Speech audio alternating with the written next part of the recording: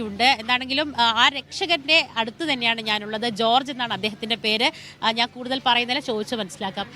എപ്പോഴാണ് കുട്ടിയെ കണ്ടത്? ഏകദേശം ഒരു 30 മിനിറ്റ് മുമ്പ് കുട്ടിയെ കണ്ടത്. ഞങ്ങൾ എറണാകുളത്ത് നിന്ന് വരുന്ന വീട്ടിലേക്ക് പോയിരുന്നു. അപ്പോൾ ഒരു കുട്ടി അവിടെ നിന്ന് സൈക്കിളോട്ട് വരുന്നത് കണ്ടു. ഒറ്റക്കായിരുന്നു.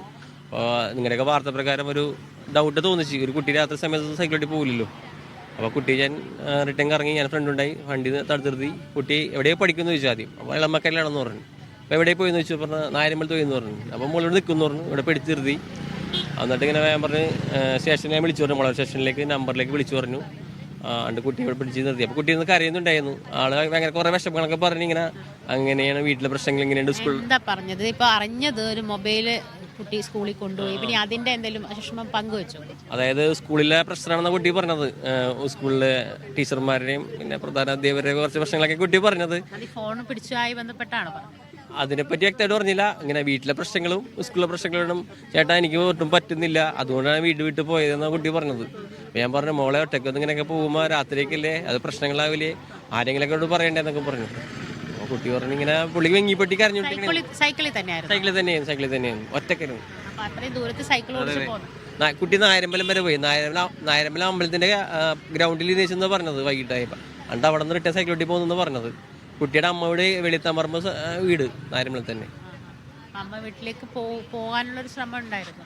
ഇല്ല, അങ്ങോട്ടും പോയില്ല. കുട്ടി പോയത് നായരമ്പലം അമ്പലത്തിന്റെ ഗ്രൗണ്ടിലാണ്. എന്നിട്ട് റിട്ടേൺ ഇങ്ങോട്ട് പോകുന്നെന്ന് പറഞ്ഞത്. അത്രയും കിലോമീറ്റർ വണ്ടി ഒറ്റയ്ക്ക് സൈക്കിളോട്ടി പോയി കുട്ടി. അപ്പോ ഏകദേശം അരമണിക്കൂർ മുൻപ്. നിങ്ങൾ എവിടെയാ വർക്ക്? ഞാൻ DP ഇവിടെ പോർട്ടിൽ ഫയർമാനാണ് ഞാൻ.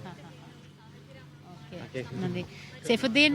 അത് തന്നെയാണ്, അതായത് ഇപ്പോൾ ഞാൻ നിൽക്കുന്ന ഈ ഗോശ്രീ പാലം എന്ന് പറയുന്നത് ഇതിന്റെ തൊട്ടടുത്ത് വല്ലാർപാടം കണ്ടെയ്നർ ടെർമിനലുണ്ട്.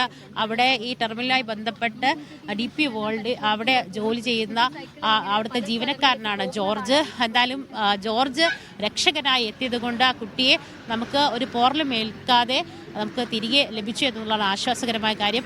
ജോർജ് പറയുന്നത് പ്രകാരം സത്യത്തിൽ തൊട്ടടുത്താണ് എത്തിയത് എന്ന് ഞാൻ പറഞ്ഞത് ഈ ഗോശ്രീ പാലം വരെയുള്ള കാര്യമാണ്. അതായത് എളമക്കര, പൊറ്റക്കുഴി, പച്ചാളം, അങ്ങനെ സാധാരണ രീതിയിൽ സൈക്കിൾ നല്ല രീതിയിൽ ചവിട്ടുന്ന ഒരാളെ സംബന്ധിച്ച് അധികം പ്രശ്നമില്ല ഇവിടം വരെ വരിക എന്നുള്ളത്. പക്ഷേ നായരമ്പലത്തേക്ക് പോയി എന്ന് കുട്ടി പറയുകയാണെങ്കിൽ അത്യാവശ്യം ദൂരമുള്ള സ്ഥലമാണ്.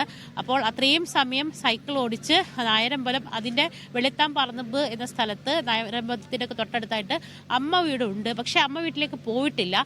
അതിൻ്റെയൊക്കെ അടുത്ത് നായരമ്പലത്ത് ഒരു ഗ്രൗണ്ടിൽ ഒരുപാട് നേരം ഇരിക്കുകയും അതിനുശേഷം അവിടുന്ന് വീണ്ടും തിരികെ അത്രയും കിലോമീറ്ററുകൾ കുട്ടി സൈക്കിൾ ചവിട്ടി വീണ്ടും ഈ പാലത്തിന് സമീപം വന്ന് ഈ പുഴയുടെ അടുത്ത് വന്ന് ഇങ്ങനെ നിൽക്കുന്ന അത് കണ്ടപ്പോഴാണ് ഒരു പന്തികേട് തോന്നി. ഈ ജോർജ് കൃത്യസമയത്ത് ഇടപെടുകയും, ജോർജും സുഹൃത്തുക്കളും ഉണ്ടായിരുന്നു, കൃത്യസമയത്ത് ഇടപെടുകയും കുട്ടിയോട് എന്താണ് കുട്ടിയുടെ പ്രശ്നം, ഇങ്ങനെ വാർത്ത കണ്ടിരുന്നുവല്ലോ, കുട്ടി എവിടെയാണ് പോയത്, എന്തിനാണ് ഇവിടെ എത്തിയതെന്ന അടക്കമുള്ള കാര്യങ്ങൾ ചോദിച്ച് മനസ്സിലാക്കിയപ്പോൾ കുട്ടി വലിയ രീതിയിൽ വിങ്ങിപ്പൊട്ടുകയായിരുന്നു. പല രീതിയിലുള്ള മനപ്രയാസം കുട്ടിക്ക് ഉണ്ട് എന്നുള്ളതും, കുട്ടി സ്കൂളും വീടുമായി ബന്ധപ്പെട്ടും ഒക്കെയുള്ള പ്രയാസങ്ങൾ ചിലത് ഈ ജോർജിനോട് പങ്കുവെക്കുകയും ഒക്കെ ചെയ്തു. എന്താണെങ്കിലും കുട്ടിയെ ആശ്വസിപ്പിക്കുകയും കൃത്യസമയത്ത് തന്നെ പോലീസിൽ വിവരം അറിയിപ്പിക്കുകയും ചെയ്തതിൻ്റെ അടിസ്ഥാനത്തിലാണ് ഉടനെ തന്നെ പോലീസ് വരികയും ഒക്കെ ചെയ്തത്. എന്താണെങ്കിലും പോലീസ് വാഹനത്തിൽ തന്നെ കുട്ടിയുടെ മാതാപിതാക്കളുണ്ടായിരുന്നു.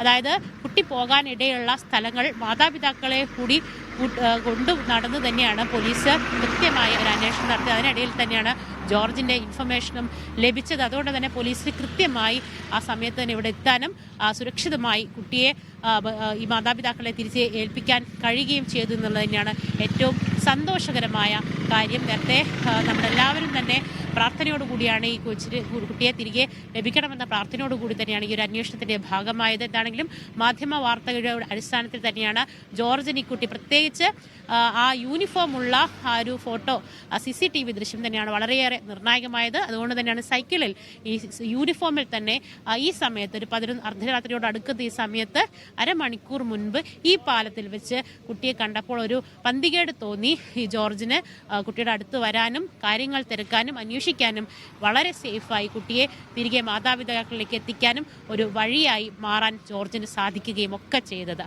സൈഫുദ്ദീൻ.